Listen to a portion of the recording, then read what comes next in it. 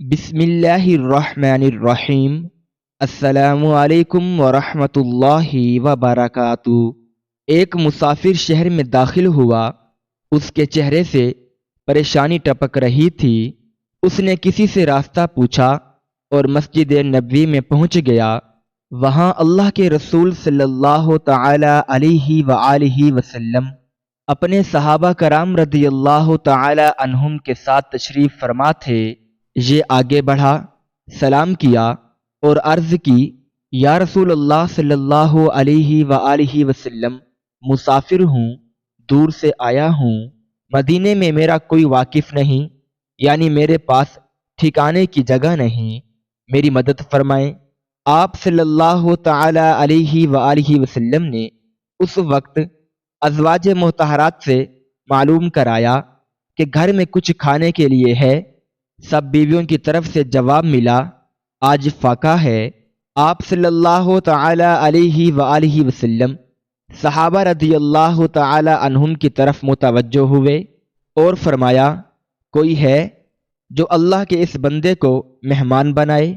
نبی اکرم صلی اللہ تعالی علیہ وآلہ وسلم کا ارشاد سن کر ایک صحابی رضی اللہ تعالی عنہ اٹھے۔ ان کا چہرہ بہت نورانی تھا، بارونق تھا۔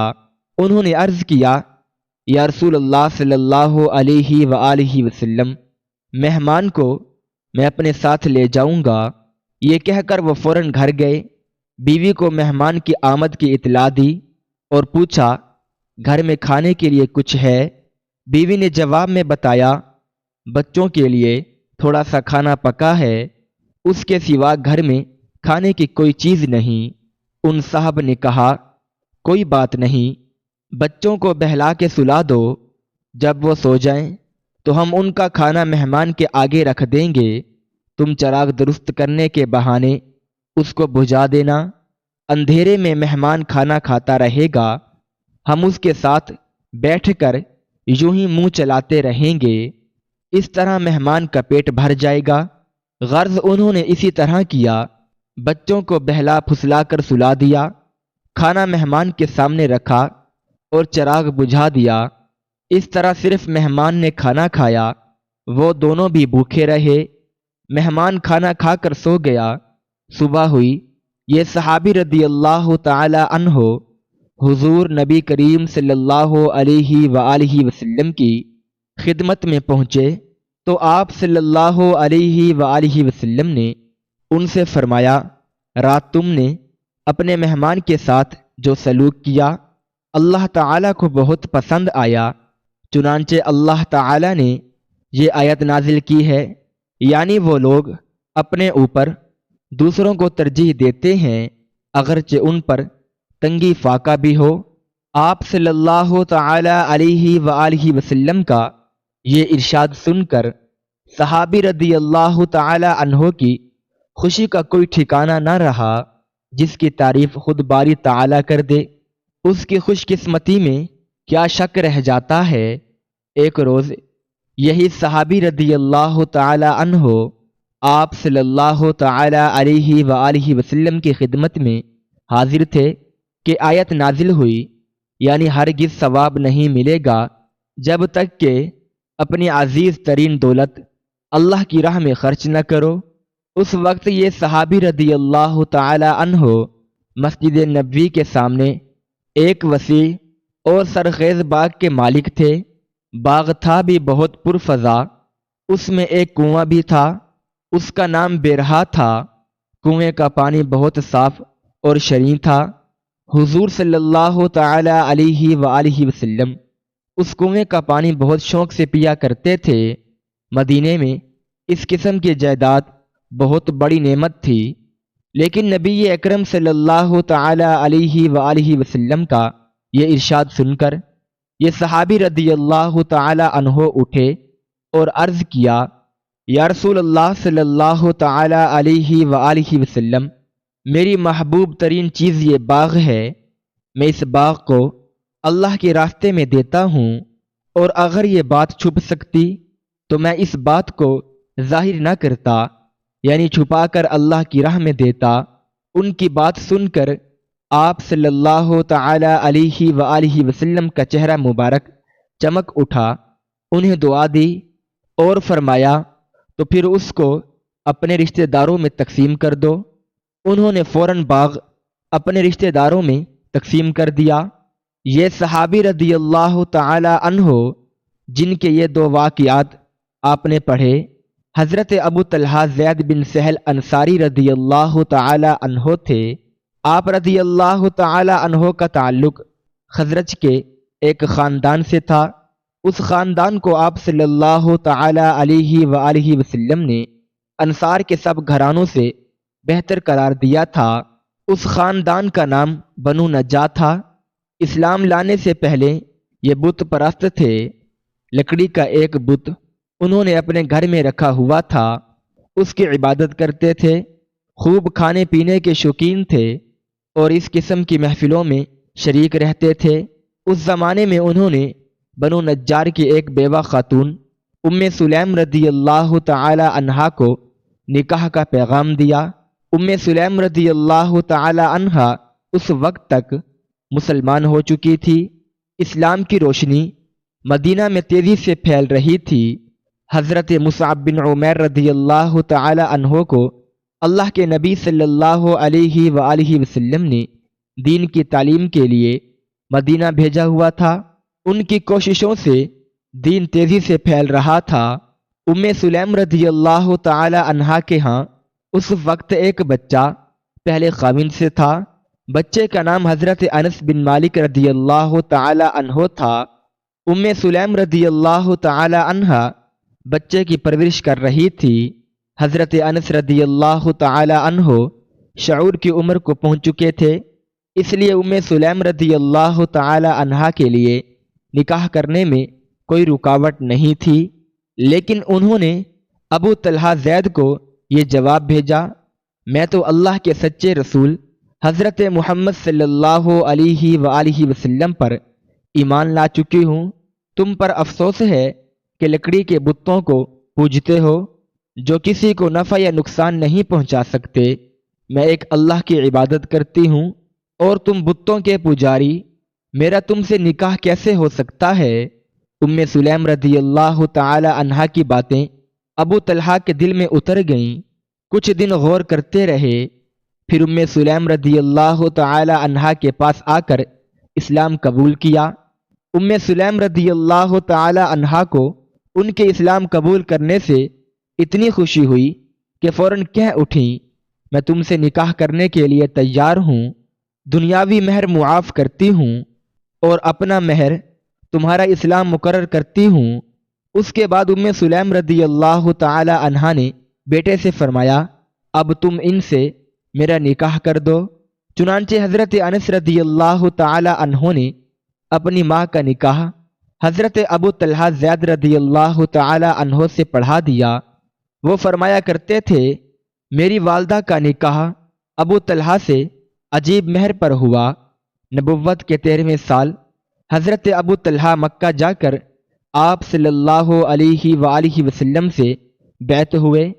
2 ہجری کو بدر کے موقع پر ابو طلحہ رضی اللہ تعالی عنہ 313 صحابہ میں شامل تھے، یعنی بدری صحابی بھی ہیں۔ احد کی لڑائی میں جب جنگ کا پاسا مسلمانوں کے خلاف پلٹا تو ابو طلحہ رضی اللہ تعالی عنہ ڈھال لے کر آپ صلی اللہ علیہ وآلہ وسلم کے سامنے کھڑے ہو گئے۔ ساتھ ہی آپ رضی اللہ تعالی عنہ نہایت جوش سے تیر پر تیر بھی چلا رہے تھے۔ اس دن ان کے ہاتھ سے 3 کمانیں ٹوٹی۔ اس دوران جب بھی نبی کریم صلی اللہ علیہ وآلہ وسلم نے گردن اوپر اٹھا کر دیکھنے کی کوشش کی، ابو طلحہ رضی اللہ تعالی عنہ نے فوراً کہا، میرے ماں باپ آپ پر قربان، گردن نہ اٹھائیں، کوئی تیر نہ لگ جائے، میرا سینہ آپ کے سینے کے سامنے ہے۔ آپ صلی اللہ تعالی علیہ وآلہ وسلم کی حفاظت کرتے کرتے ان کا ایک ہاتھ چھل ہو گیا۔ آپ صلی اللہ علیہ وآلہ وسلم نے ان کے جذبے کو دیکھ کر فرمایا، ابو طلحہ کی آواز 100 آدمیوں سے بہتر ہے۔ 10 ہجری میں حجۃ الوداع کے موقع پر آپ صلی اللہ علیہ وآلہ وسلم نے جب بال اتروائے تو سر کے بائیں طرف کے تمام بال حضرت ابو طلحہ رضی اللہ تعالی عنہ کو عطا فرمائے۔ یہ نعمت ملنے پر حضرت ابو طلحہ رضی اللہ تعالی عنہ کو بے پناہ خوشی ہوئی۔ آپ صلی اللہ علیہ وآلہ وسلم کی وفات ہوئی تو آپ پر بھی دوسرے صحابہ کی طرح غم کا پہاڑ ٹوٹ پڑا۔ آپ صلی اللہ علیہ وآلہ وسلم کی قبر مبارک آپ رضی اللہ تعالی عنہ نے کھودی۔ آپ صلی اللہ علیہ وآلہ وسلم کی وصال کے بعد حضرت ابو طلحہ رضی اللہ تعالی عنہ شام چلے گئے۔ حضرت ابو بکر صدیق رضی اللہ تعالی عنہ اور حضرت عمر رضی اللہ تعالی عنہ کے دور میں بھی آپ رضی اللہ تعالی عنہ جنگوں میں حصہ لیتے رہے۔ 70 سال کی عمر میں ایک دن قرآن کریم کی تلاوت کر رہے تھے۔ سورۃ توبہ کی اس آیت پر پہنچے، ہلکے اور بہجل نکل کھڑے ہو اور اپنے جان و مال سے اللہ کی راہ میں جہاد کرو، تو فوراً پھر جہاد کے لیے تیار ہوئے۔ گھر والوں سے کہا سفر کا سامان تیار کر دو۔ انہوں نے بہت کہا آپ اس عمر میں جہاد کے لیے جائیں گے، آپ کی جگہ ہم چلے جاتے ہیں، لیکن یہ نہ مانے اور روانہ ہو گئے۔ اس زمانے میں ایک سمندری مہم ہو رہی تھی، اس میں شامل ہو گئے اور اس سفر کے دوران ہی انتقال کر گئے۔ جہاز 7 دن کے بعد جزیرے کے کنارے پہنچا۔ اس وقت تک آپ کی نعش بالکل درست حالت میں جہاز پر رہی، ذرا برابر اس میں تبدیل نہ ہوئی۔ لوگوں نے آپ کو اس جزیرے میں دفن کیا۔ 51 ہجری میں وفات پائی۔ اللہ تعالی ان سے راضی ہو۔ ناظرین کرام، پیارے رسول صلی اللہ علیہ وآلہ وسلم کے ایک اور صحابی حضرت ابی بن کعب رضی اللہ تعالی عنہ دربار نبوت صلی اللہ علیہ وآلہ وسلم میں وحی کے کاتب تھے، اور یہ ان 6 صحابیوں میں سے ہیں جو عہد نبوی صلی اللہ علیہ وآلہ وسلم میں پورے حافظ قرآن ہو چکے تھے، اور حضور اکرم صلی اللہ علیہ وآلہ وسلم کی موجودگی میں فتوے بھی دینے لگے۔ صحابہ کرام رضوان اللہ علیہم اجمعین ان کو سید القرا کہتے تھے۔ رسول اللہ صلی اللہ علیہ وآلہ وسلم نے ایک موقع پر فرمایا، قرآن مجید کو 4 آدمیوں سے سیکھو۔ حضرت عبداللہ بن مسعود رضی اللہ تعالی عنہ، ابو حذیفہ کے غلام حضرت سالم رضی اللہ تعالی عنہ، حضرت معاذ بن جبل رضی اللہ تعالی عنہ اور حضرت ابی بن کعب رضی اللہ تعالی عنہ۔ حضرت عمر فاروق رضی اللہ تعالی عنہ فرماتے ہیں، ان کی ایک مشہور کرامت یہ ہے کہ انہوں نے حضرت جبرائیل علیہ السلام کی آواز سنی۔ اس کا واقعہ یہ ہے کہ حضرت انس رضی اللہ تعالی عنہ راوی ہیں کہ حضرت ابی بن کعب رضی اللہ تعالی عنہ نے کہا، میں ضرور مسجد میں داخل ہو کر نماز پڑھوں گا اور اللہ تعالیٰ کی ایسی تعریف کروں گا کہ کسی نے بھی ایسی نہیں کی ہوگی۔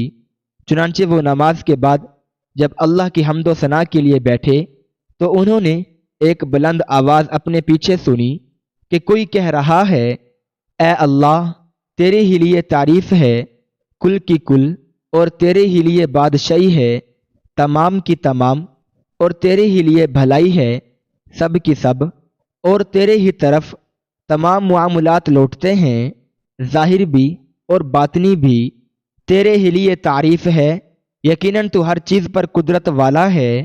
میرے ان گناہوں کو بخش دے جو ہو چکے ہیں، اور میری عمر کے باقی حصے میں تو مجھے اچھے اعمال کی توفیق دے، اور تو ان اعمال کے ذریعے مجھ سے راضی ہو جا اور میری توبہ قبول فرما لے۔ حضرت ابی بن کعب رضی اللہ تعالی عنہ مسجد سے نکل کر رحمت عالم صلی اللہ علیہ وآلہ وسلم کے دربار میں حاضر ہوئے اور ماجرا سنایا۔ آپ صلی اللہ علیہ وآلہ وسلم نے فرمایا، تمہارے پیچھے بلند آواز سے دعا پڑھنے والے حضرت جبرائیل علیہ السلام تھے۔ حضرت ابن عباس رضی اللہ تعالی عنہ فرماتے ہیں کہ حضرت عمر فاروق رضی اللہ تعالی عنہ ایک قافلے کے ساتھ مکہ مکرمہ جا رہے تھے۔ میں اور حضرت ابی بن کعب رضی اللہ تعالی عنہ دونوں اس قافلے کے پیچھے چل رہے تھے۔ ناگہاں ایک بدلی اٹھی تو حضرت ابی بن کعب رضی اللہ تعالی عنہ نے فرمایا کہ یا اللہ، ہم کو اس بدلی کی اذیت سے بچا لے اور اس بدلی کا رخ پھیر دے۔ چنانچہ بادل کا رخ پھر گیا اور ہم دونوں پر بارش کی ایک بوند بھی نہ گری۔ لیکن جب ہم دونوں قافلے میں پہنچے تو ہم نے یہ دیکھا کہ لوگوں کی سواریاں اور سب سامان بھیگے ہوئے ہیں۔ ہم کو دیکھ کر حضرت عمر فاروق رضی اللہ تعالی عنہ نے فرمایا، کیا یہ بارش جو ہم پر ہوئی ہے تم لوگوں پر نہیں ہوئی؟ میں نے عرض کیا، اے امیر المؤمنین رضی اللہ تعالی عنہ۔ حضرت ابی بن کعب رضی اللہ تعالی عنہ نے بدلی کو دیکھ کر اللہ سے دعا مانگی کہ ہم بارش کے اعذار ثانی سے بچ جائیں، اسی لیے ہم پر بارش بالکل نہیں ہوئی اور بدلی کا رخ پھر گیا۔ یہ سن کر حضرت عمر فاروق رضی اللہ تعالی عنہ نے فرمایا کہ تم دونوں نے ہمارے لیے کیوں نہیں دعا مانگی؟ کاش تم ہمارے لیے بھی دعا مانگتے تاکہ ہم لوگ بھی اس بارش کی تکلیف سے محفوظ رہتے۔ ایک دن حضور صلی اللہ علیہ وآلہ وسلم نے ارشاد فرمایا کہ بخار کے مریض کو اللہ تعالی بہت زیادہ نیکیاں عطا فرماتا ہے۔ یہ سن کر حضرت ابی بن کعب رضی اللہ تعالی عنہ نے یہ دعا مانگی کہ یا اللہ، میں تجھ سے ایسے بخار کی دعا مانگتا ہوں جو مجھے جہاد اور بیت اللہ شریف کے سفر اور مسجد کی حاضری سے نہ روکے۔ آپ رضی اللہ تعالی عنہ کی دعا قبول ہوئی۔ چنانچہ آپ رضی اللہ تعالی عنہ کے صاحبزادے کا بیان ہے کہ میرے والد حضرت ابی بن کعب رضی اللہ تعالی عنہ کو ہر وقت بخار رہتا تھا اور بدن جلتا رہتا تھا، مگر اس حالت میں بھی وہ حج و جہاد کے لیے سفر کرتے اور مسجدوں میں بھی حاضری دیتے تھے اور اس قدر جوش و خروش کے ساتھ ان کاموں کو کرتے تھے کہ کوئی محسوس بھی نہیں کر سکتا تھا کہ یہ بخار کے مریض ہیں۔ اللہ اکبر۔ اللہ پاک ہمیں بہتر عمل کرنے کی توفیق عطا فرمائے۔ اللہ پاک ہمیں صحابہ کرام رضی اللہ تعالی عنہم سے سچی محبت کرنے کی توفیق عطا فرمائے۔ اللہ پاک میری اور آپ کی بخشش فرمائے، آمین یا رب العالمین۔ ناظرین، کمنٹ باکس میں اللہ تعالی کے 99 ناموں میں سے ایک نام ضرور ٹائپ کریں۔ شکریہ۔ اللہ حافظ۔ السلام علیکم ورحمۃ اللہ وبرکاتہ۔